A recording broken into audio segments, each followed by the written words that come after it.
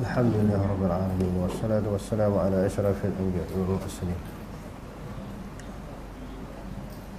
wa ala alihi wa ashabihi ajma'in. Allahumma rabbi shrah li sadri wa yassir li amri wahlul 'uqdatam min lisani yafqahu qawli. Wala hawla wala quwwata illa billahil 'aliyyil 'azim. Allahumma la sahla illa ma ja'altahu sahla wa anta taj'alul huzna in syi'ta sahla. Rabbi yassir wa la tu'assir wa atmim bil khair, amma ba'd.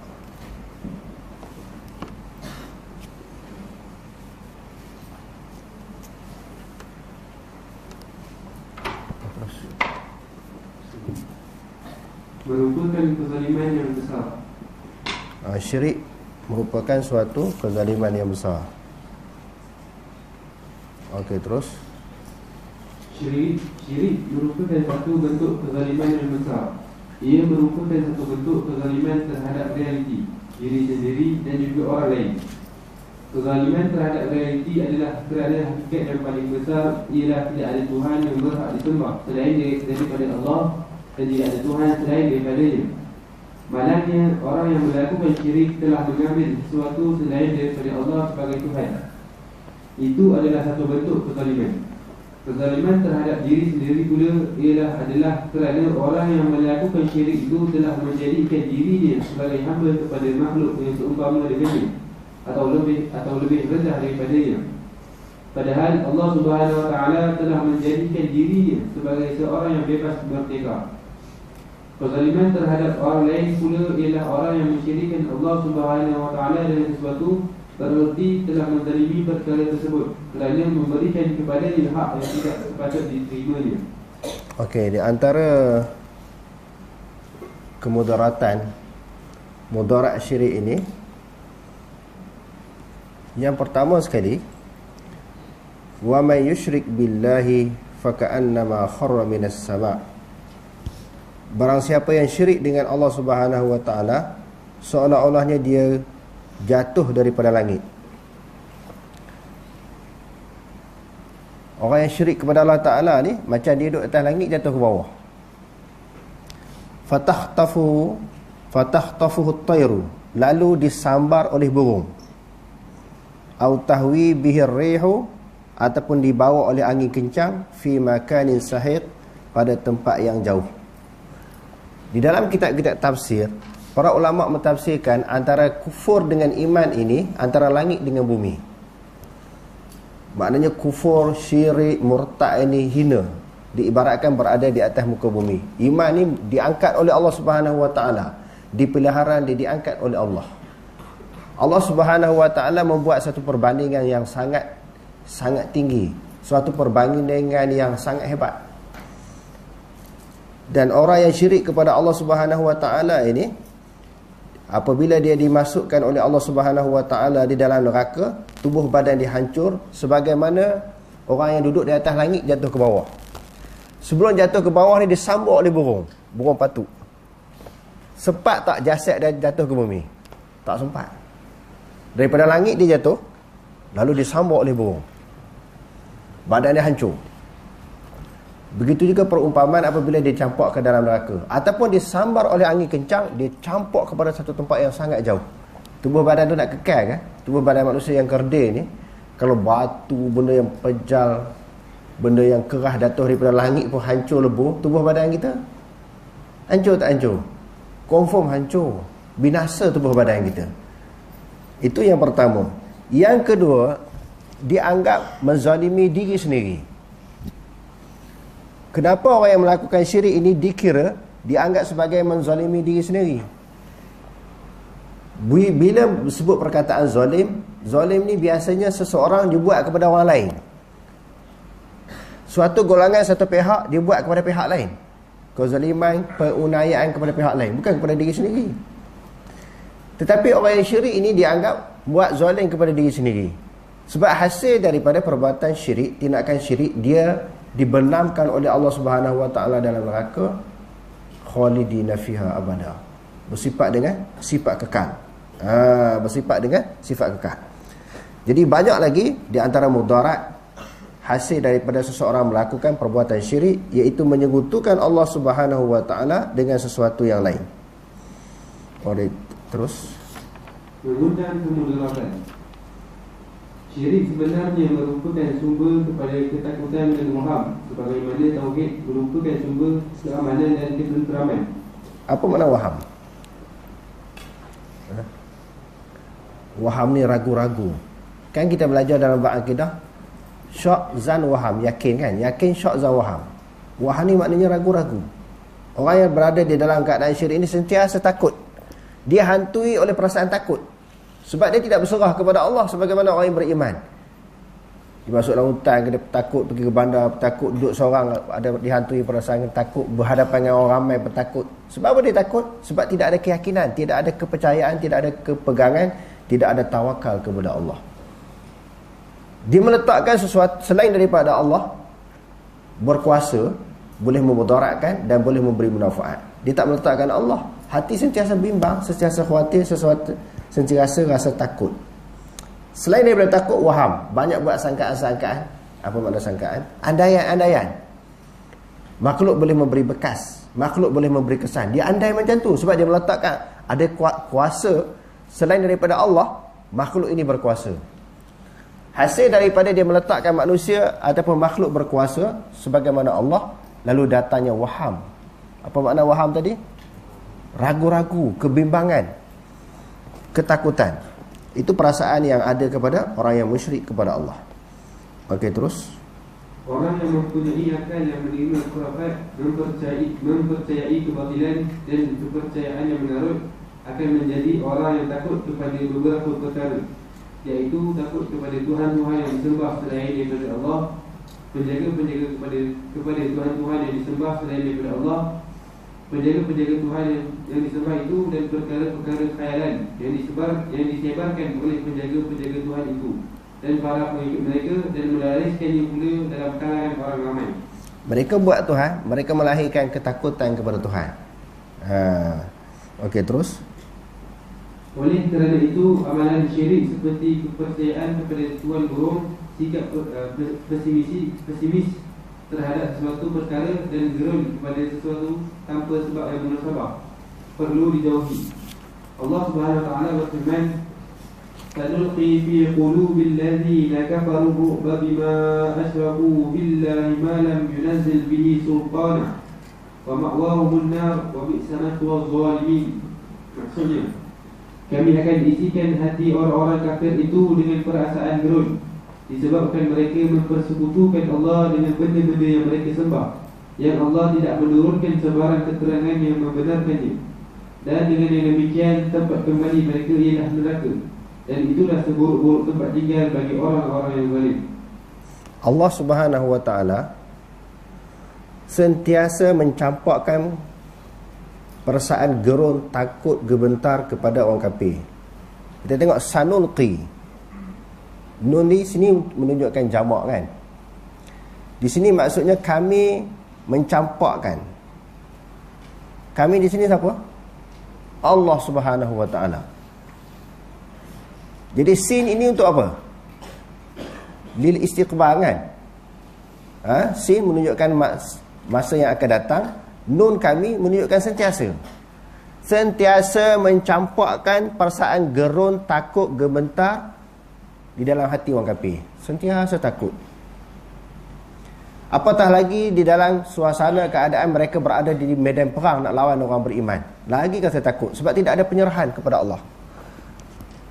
Di dalam Al-Quran, Allah Subhanahu wa taala menggambarkan bagaimana suasana keadaan orang beriman di zaman Nabi, iaitu yang terdiri daripada para sahabat. Bila dia beritahu kepada mereka, innan nasa qad jama'u lakum fakhshawhum.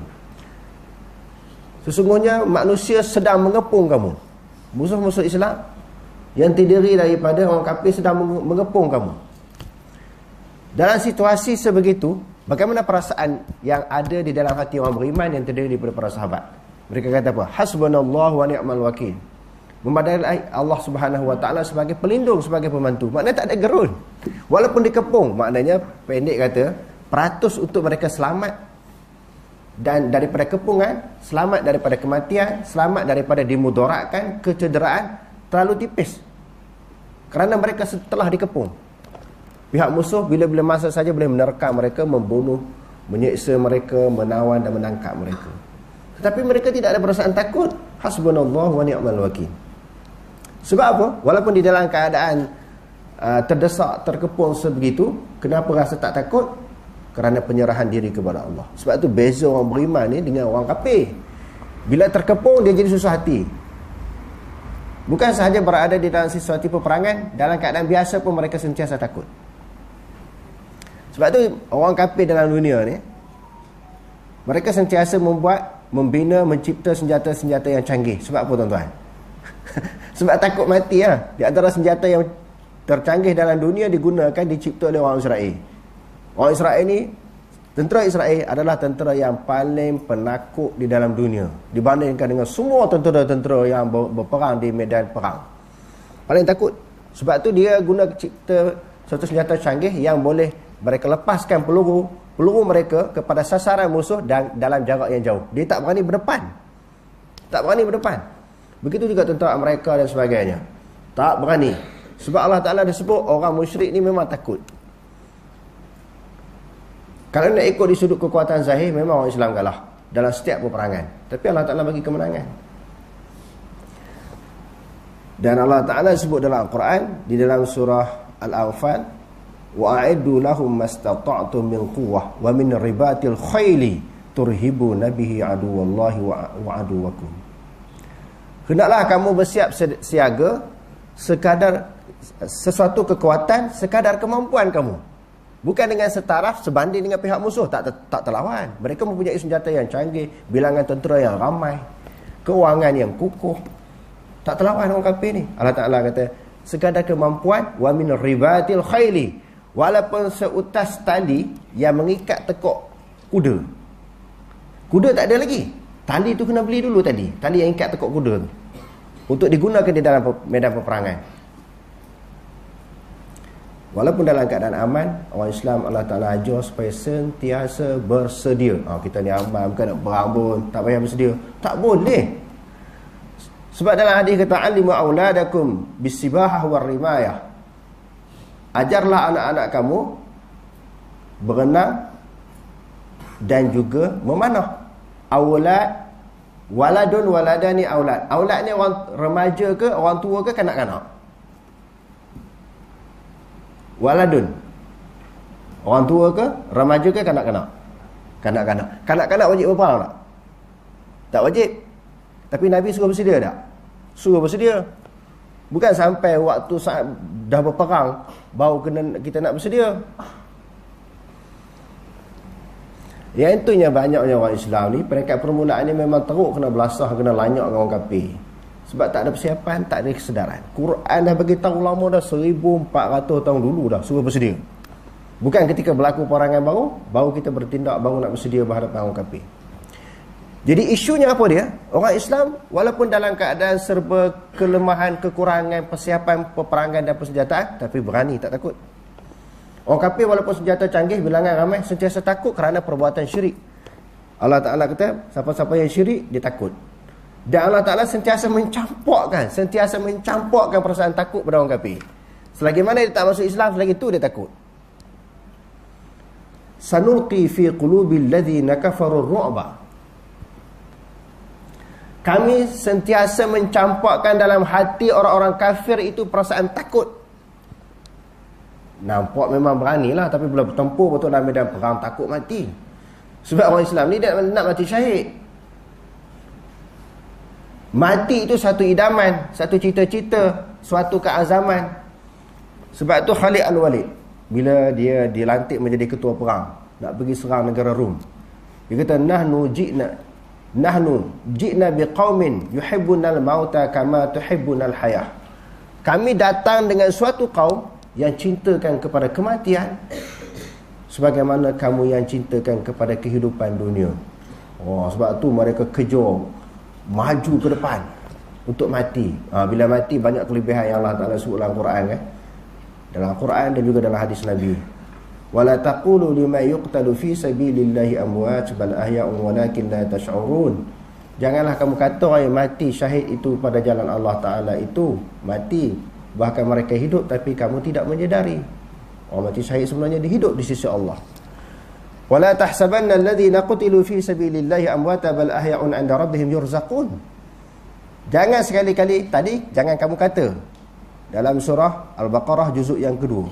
Dalam surah Ali Imran juzuk yang keempat, Allah Ta'ala kata jangan sekali-kali kamu menyangka orang yang mati syahid di jalan Allah Ta'ala itu mati, bahkan mereka hidup di sisi Allah, yurzaqun, dan diberi rezeki. Farihina bima atahumullahu min fadlih.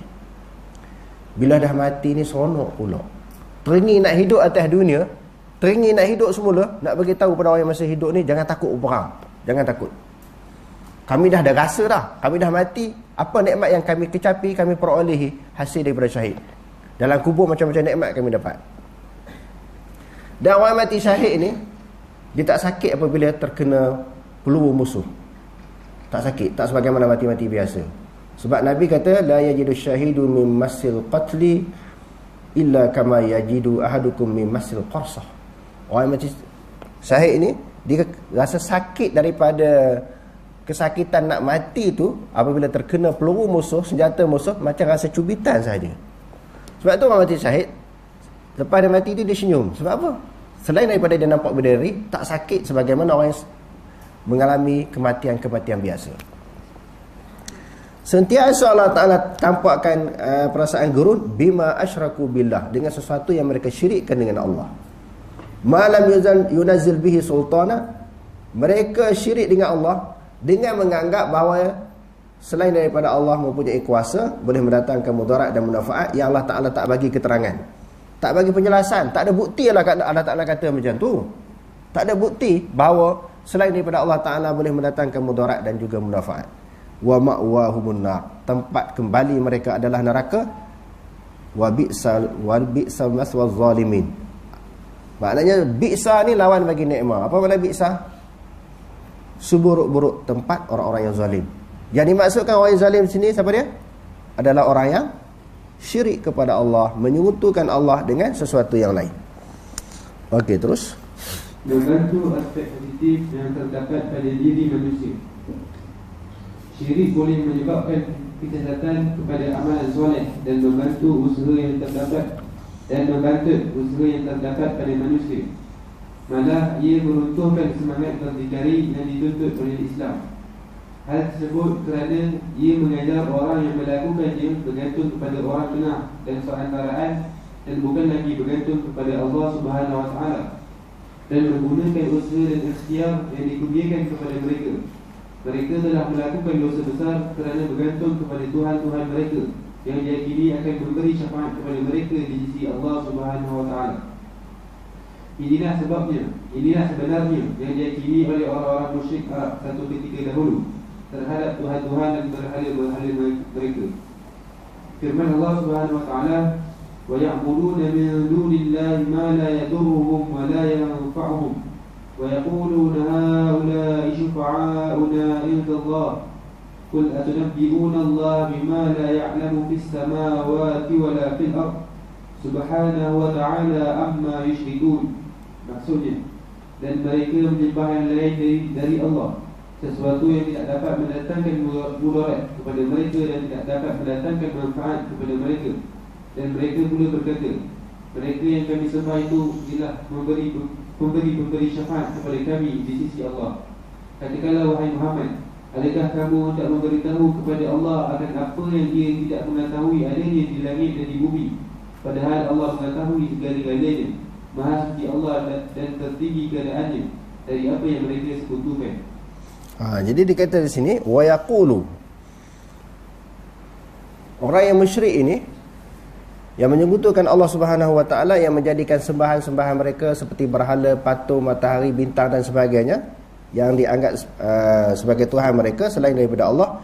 Wa yaquluna haula'i syufa'auna 'indallah, mereka ini pemberi syafaat, pembantu-pembantu kami di sisi Allah. Maknanya mereka nak bawa kami punya amalan, mereka bawa kami punya ibadat. Kami nak secara direct, secara langsung menyembah Allah Ta'ala, tak layak. Kami banyak dosa, banyak kesalahan. Jadi dilantik, dijadikan perantaraan.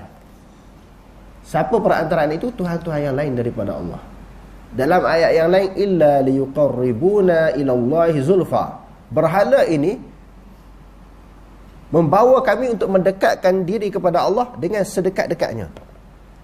Kalau kami nak mendekatkan diri kepada Allah dengan diri kami sendiri, dengan amalan kami, perbuatan kami, tak layak, tak mampu dan tak layak.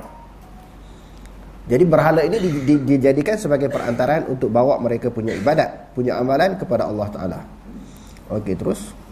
Dalam kalangan orang-orang Nasrani dan juga Kristian, mereka melakukan apa saja perkara buka dalam keadaan mengikutkan Tuhan Al-Masih telah menghapuskan dosa semua manusia ketika mana beliau disalib dan menebus mereka semua. Tuhan Al-Masih siapa? Nabi Isa alaihissalam. Okey, terus. Bahagian-bahagian syirik. Syirik dapat dibahagikan kepada dua bahagian, iaitu pertama syirik besar. Syirik besar. Syirik besar ni yang menyebabkan seseorang itu terkeluar daripada agama Islam. Okey, terus. Dan kedua syirik kecil. Syirik besar membawa maksud melakukan ibadah bukan kepada Allah Subhanahu Wa Taala, sebaliknya kepada sesuatu yang lain daripadanya, seperti melakukan solat, bernazar dan memohon pertolongan daripada perkara tersebut di saat kesukaran dalam perkara yang tidak mampu dilakukan melainkan oleh Allah Subhanahu Wa Taala sahaja. Ibadah selain daripada Allah, berdoa, bermohon selain daripada Allah, bernazar selain daripada Allah. Bernazar ni memang ada di zaman orang jahiliah, ada nazar dia. Dia nak bernazar nak dapat sesuatu, bila dapat dia sembelih binatang-binatang seperti unta, kambing, lalu dipersembahkan kepada Lata wal Uzza. Jadi orang Islam pun syariat Nabi Muhammad maknanya nazar itu ada. Tetapi kita bernazar walillahi alayya, kepada Allah, kita nazar kepada Allah. Bila kita nak dapat sesuatu perkara, kalau dapat sebagaimana yang dinazarkan, wajib kita tunaikan. Tetapi nazar itu kepada Allah, bukan kepada Tuhan yang lain daripada Allah. Okey, terus. Ia menyebabkan seseorang terkeluar daripada agama. Contoh yang berkaitan dengan itikad ialah mengitikadkan selain daripada Allah berhak disembah dan diibadahkan. Contoh yang berkaitan dengan amalan ialah menyembelih binatang bukan kerana Allah. Contoh yang berkaitan dengan perkataan ialah berdoa kepada sesuatu yang selain Allah bagi mendapatkan sesuatu yang tidak mampu dilakukan melainkan oleh Allah Subhanahu Wa Taala sahaja. Syirik besar terbahagi pula kepada dua bahagian. Okey. Dia kata di sini, contoh yang berkaitan dengan perkataan ialah berdoa kepada sesuatu yang selain daripada Allah bagi mendapatkan sesuatu yang tidak mampu dilakukan melainkan oleh Allah Subhanahu Wa Taala sahaja. Ada sesuatu permintaan, kita minta permintaan ataupun bantuan yang sesuatu yang manusia mampu memberi bantuan dan pertolongan kepada kita, yang tu tak syirik. Sebab ada ya individu sebut, kalau kita tak boleh minta kepada kubur, dia kata kepada wali, dah kita sebut sebelum ni, kita ulang balik. Kalau gitu nak minta tolong kepada orang, nak baiki rumah, minta tolong doktor rawat kita, semua syirik lah. Nampak tak? Dia faham tak benda tu? Ada tak perbezaan? Yang tu pertolongan sesuatu yang mampu dilakukan oleh manusia. Kalau yang tak mampu, seperti apa dia? Menghidup, mematikan, menyembuhkan tubuh badan, yang tu Allah Ta'ala saja yang mampu. Jadi kena beza. Minta tolong kepada manusia sesuatu perkara yang manusia mampu tolong, itu tak syirik. Tetapi sesuatu perkara yang manusia tak boleh nak tolong, kita minta juga kepada manusia, maka itu syirik. Seperti kita pergi ziarah orang sakit. Orang sakit tu, dia sakit lah, kita nak minta kepada wali kan, supaya sembuhkan seseorang yang sakit.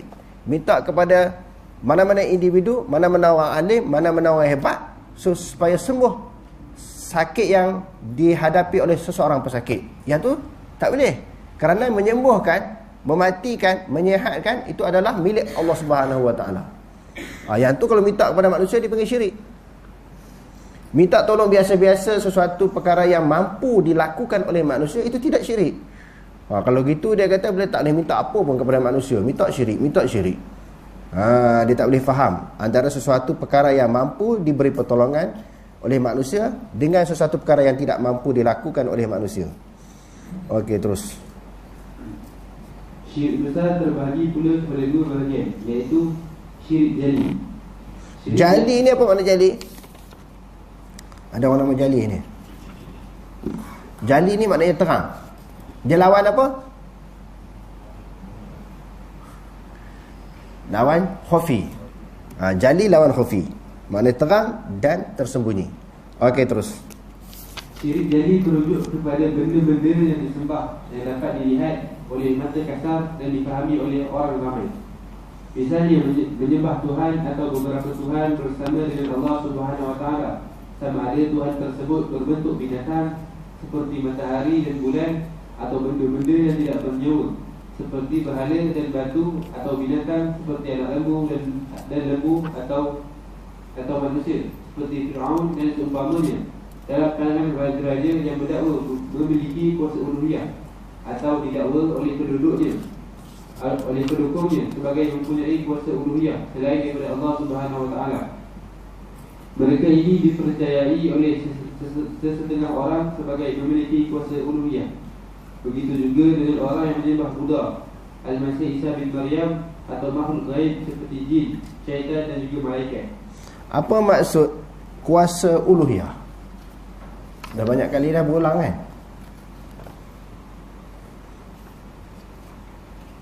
Kenapa tunduk tak nak jawab tu? Takut saya tunjuk. Apa maksud kuasa uluhiyah? Dia kena khatam lah kitab ni. Tak ingat lagi. Sampai penghujungnya lagi lupa.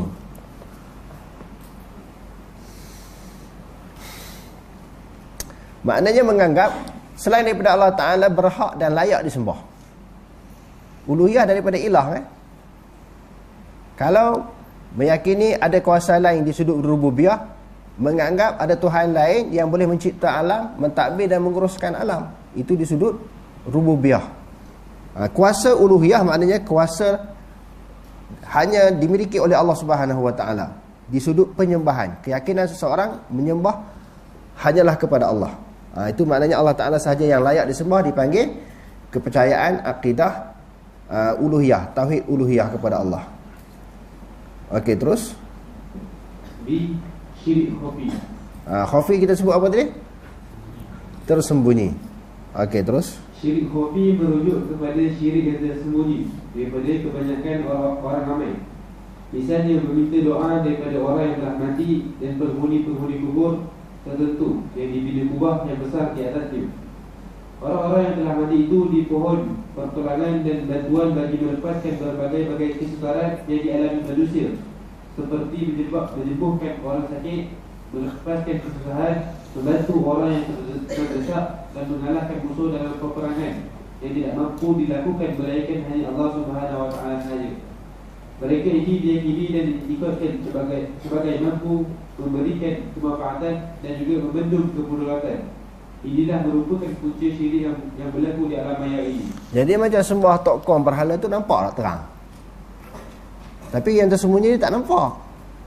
Walaupun hakikatnya syirik, menganggap ada kuasa yang lain selain daripada Allah yang dapat menyembuhkan dan juga menghidupkan manusia. Okey, terus. Punca tersembunyi syirik jenis ini ialah kerana dua perkara, iaitu A. Orang ramai tidak menambahkan doa, permohonan pertolongan dan juga istighatsah yang mereka lakukan terhadap penghuni-penghuni kubur dan orang-orang yang telah mati sebagai ibadah.